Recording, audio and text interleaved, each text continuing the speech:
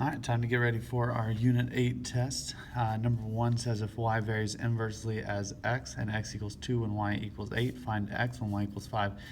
This is that equation. You could either use y equals k over x or k equals x times y because we'd multiply the x over. Either way, you're going to be multiplying these first two together, so 2 times 8, which is 16, and you're going to divide this by the last one. So 16 divided by 5 is going to be what x equals. And so we'll just put that in the calculator and we'll get 3.2. Number 2, I know it says directly, let's change that to inversely because we're not doing direct variation with this unit. And so again, 3 times 2 is 6, and then we'll divide by 8 to get 0.75. All right, number 3 is the same sort of thing. We've got varies inversely. The 450 when it's that, so these two are going to be multiplied together, which gets 13,500, and then we're going to divide by 750 to get 18, and we're doing the pressure, which is pounds per inch squared. All right, this is those teamwork problems, and so Mario can do the one job in 5 hours. Luigi can do the same job in 3 hours. We want to know how long would it take for them to work together.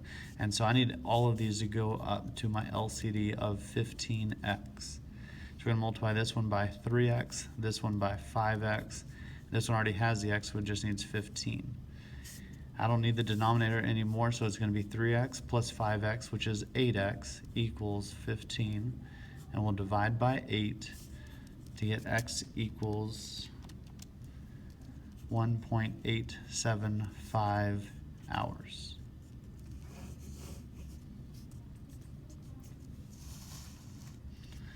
Number 5, Chandler can mow his in 4, so 1 over 4. When Monica helps, that's together, it takes them 3, so that's going to be after the equal sign. And it wants to know how long would Monica be able to do it on her own, so plus 1 over x. For this one, I need all of them to get up to the LCD of 12x. We're going to multiply by 3x. This one already has the x, we're going to multiply by 12, and this one needs 4x. And so we get 3x plus 12 equals 4x. We'll subtract 3x over. And so x equals 12. 12 hours. All right. Number 6, this amusement park offers a family discount package. C of x equals 120 over x plus 7.5. And so the cost per person is the C of x. The number of people will be my x. And if each person in the family paid $17.50, that's the C of x. So I'm going to plug in $17.50 for the C of x. And we're going to solve for how many people. So 120 over x plus 7.5. And so now to solve for x, we're going to subtract 7.5, which gets 10 equals 120 over x. Now we'll multiply the x over, so it's 10x. It's going to get rid of it. Equals 120, and then we'll divide by 10, and so x equals 12 people.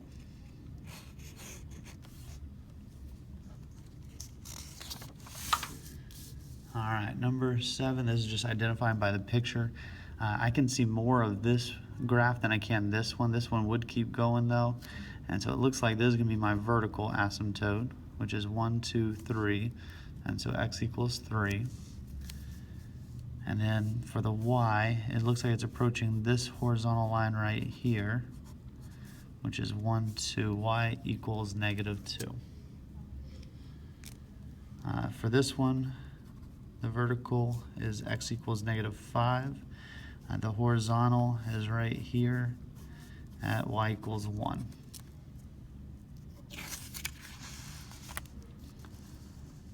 All right, so now we'll find these 4 things. It doesn't tell us to find the slant, so we don't have to find the slant.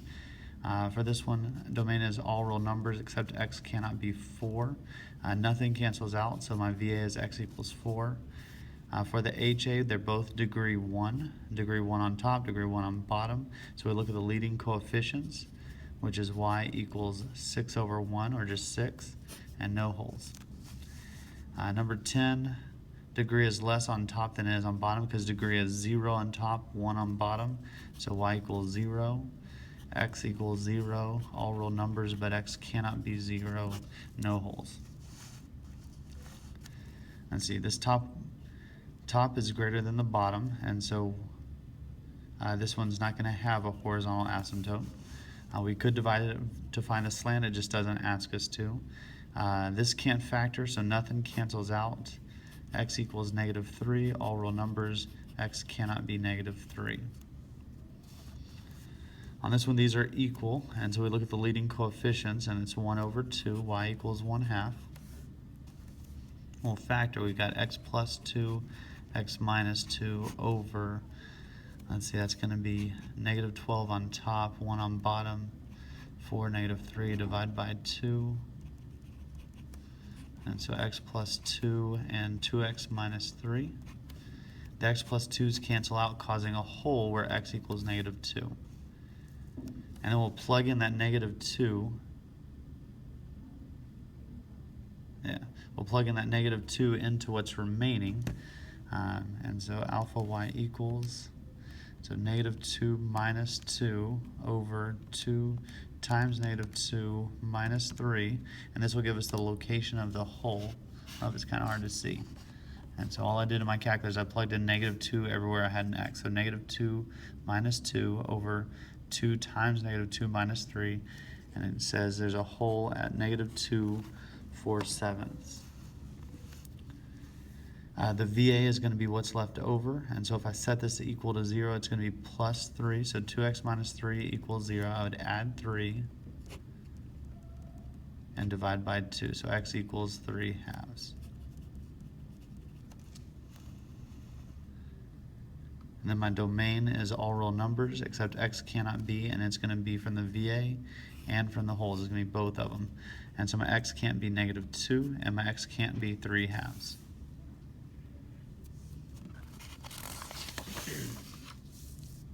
All right, number 13. This one has x's on top and bottom. The top is less than the bottom, so y equals 0. We'll factor the rest, so x minus 1 over x plus 1, x minus 1. And so the x minus 1's cancel out, and that's going to cause a hole where x equals 1. So the simplified is 1 over x plus 1. If I plug in 1 for x, 1 plus 1 is 2, so it's 1/2. And so I'm going to go ahead and put a hole right there at 1/1/2 right here. Just an open circle right there. My VA, if I set this equal to 0, x equals -1. So my domain's all real numbers, but x cannot be -1 or +1. So I'm going to draw the vertical asymptote at -1. Draw the horizontal asymptote at y equals 0. And then I'm going to put this in my calculator just to see what this looks like. I'm going to get a couple more points from it. And so on top we're going to have x minus 1. On bottom we've got x squared minus 1. I'll go into my table, and so we've got -2, -1. And I'm going to do -3, -1/2. 1, 2, 3. There's a couple points. On the other side, we've got 0, 1, and I already have the hole right here. And so I'll just make it look like what my calculator shows. We get closest asymptote right here. Go through these 2 points and get close to the asymptote. Same thing over here. We get close to the asymptote but not touch it. Over here we're going to touch the hole and then pick up on the other side.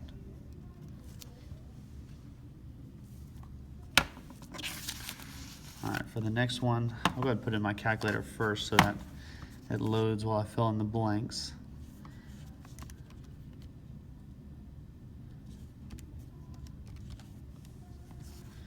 Alright, so I'll let the calculator load. For this one, the degrees are equal, so it's y equals the leading coefficients, 2 over 1. The VA, nothing cancels out, so no holes. X equals -3, all real numbers. X cannot be -3. So we're going to have a 1, 2, 3 VA right here at -3. The HA is at 2.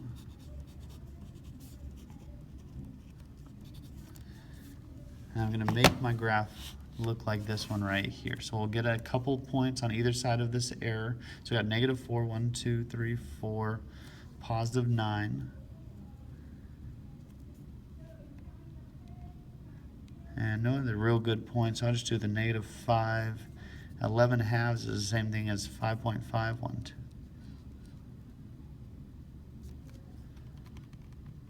On the other side, we've got 1, 2, -5. And -1, -3 halves. Excuse me. And then we'll make it look like this right here.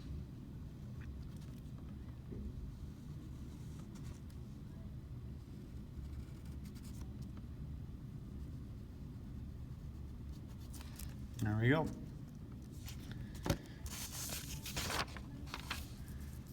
All right, number 15. Again, I'll go ahead and plug it in my calculator.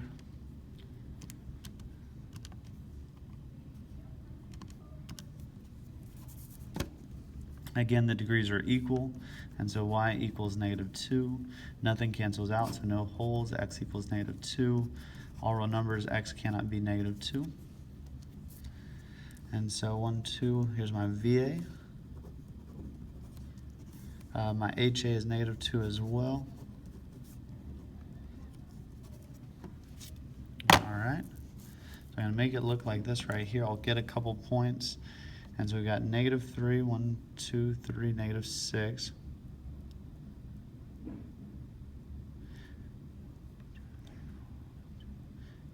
-4, -4, and then on the other side we got -1, 1, 2, and 0, 0. Then I'll make it look like this graph. So get close to the asymptotes, but don't quite touch them.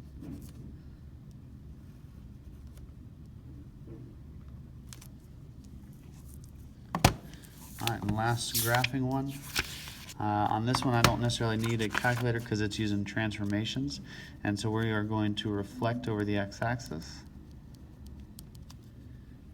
We're reflecting because of that negative. We're going to go left 2 because of the x plus 2, and we're going to go up 3 because of the plus 3.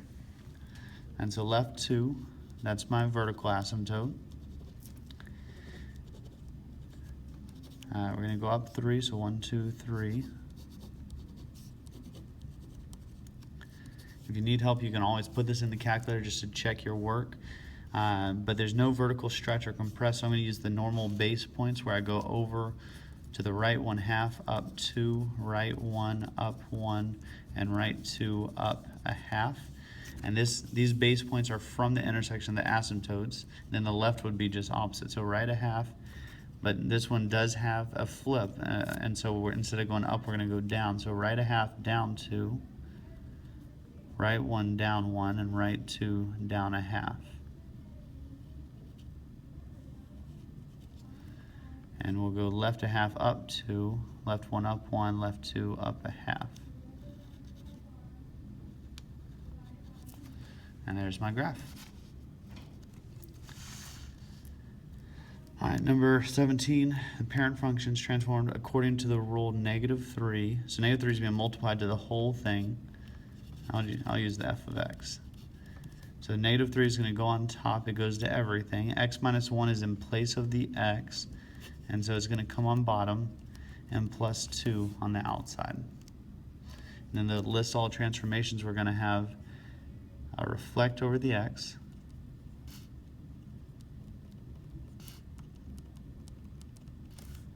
We're going to have a vertical stretch by 3. We're going to go right 1 and up 2. So same thing on this one. We've got f of x equals, there's nothing to be multiplied, so it's going to be a 1 on top. This takes the place of the x, so it's on bottom, x plus 4 minus 1. So this one is just being transformed by going left 4 and down 1. All right, and last page. Multiply and divide, I don't need a common denominator. We're just going to factor everything, cancel out, and put what's left over. If you were to check this original with your answer at the end, they should be the exact same looking graph. All right, this has 4 terms. We're going to factor by grouping. Out of this first group, I can take out 2x squared, and I'm left with x plus 1. On this other side, I can take out a 3. I'm left with x plus 1. These x plus 1s will come together, and so it's going to be x plus 1 in one group and 2x squared plus 3 in the other group. On bottom, we've got x plus 3, x minus 3 using the difference of squares. This one what multiplies to negative 15 and adds to 2, so that's going to be x plus 5, x minus 3. And from here we can take out a 2 and we're left with 2x squared plus 3. We can cancel out the 2x squared plus 3. We can cancel out the x minus 3. And that looks to be about it. So we are going to have x plus 1, x plus 5 over 2, x plus 3. And I won't check all of them in the calculator, but I'll check this one in the calculator just to make sure that we did it right. And so in my y1, we're going to have the original, so 2x cubed plus 2x squared plus 3x plus 3.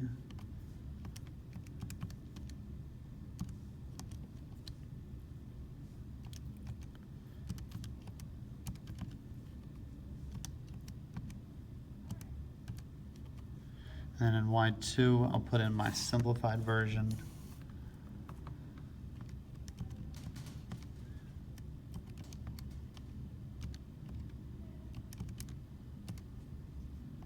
And it's quicker to go to the table rather than graph, and you can see how all the points line up to be the same. And if you wanted to graph it as well, you could graph it.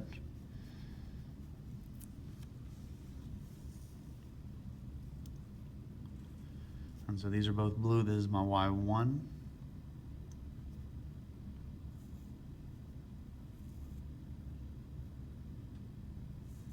And the red is overlapping, and so it looks like we are correct. There's a way you can check your work on your calculator on your test. This is division, which means we're going to have to flip these. And so from here we can take out 7x, and we're left with x plus 3. On bottom, multiplies a negative 35, adds a 2, going to be a positive 7 and a negative 5. And we're going to multiply, and we're going to flip, so x plus 7's on top. And we can take out x squared, and we're left with x plus 3. And so the x plus 7 will cancel out, the x plus 3 will cancel out, and I can take away one of these x's from each of them. So I'm left with the x on bottom. And so it looks like on top I've just got 7. On bottom I've got x minus 5. This one's subtracting, and so we want to take these two fractions and mix them into one fraction. We're going to combine them together. To do that, we have to get a common denominator. And so this is going to be x plus 4, x plus 2. And this is x plus 3, x plus 2. And so currently they both have x plus 2. This also is subtraction, so I'm going to change it to addition and change the sign of the 3 to a negative. All right, so this one needs x plus 4, and this one needs x plus 3. I know at the end my common denominator is going to be x plus 2, x plus 3, and x plus 4, but I'm going to kind of ignore them for right now, and I'll put them back in at the end. And so we're going to have 4x squared plus 12x from distributing the 4x. Now we'll distribute the negative 3, so minus 3x minus 12. So that becomes 4x squared plus 9x minus 12. And then I would check and see, let's see, 4 times negative 12 is negative 48, and try and find what multiplies to 48 and adds to 9.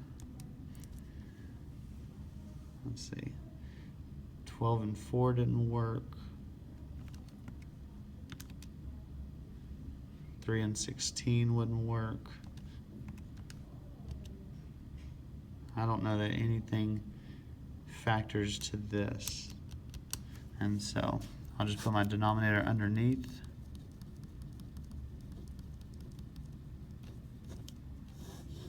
And we're done.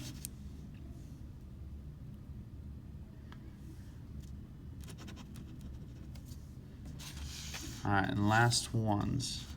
For solving, again, we have to get a common denominator. So my LCD for this one is going to be x minus 2, which tells me x cannot be 0 or 2. So that's just a check for extraneous solutions at the end. This one needs x minus 2, this one needs x, and this one needs x. And we're subtracting, so I'll change my sign. And so we'll get 6x minus 12 minus 5x equals x squared minus 7x. Since I do have x squared, I'm going to move everything over to this side over here. And so that's, let's see, that would be x minus 12. And so we're going to subtract x and add 12.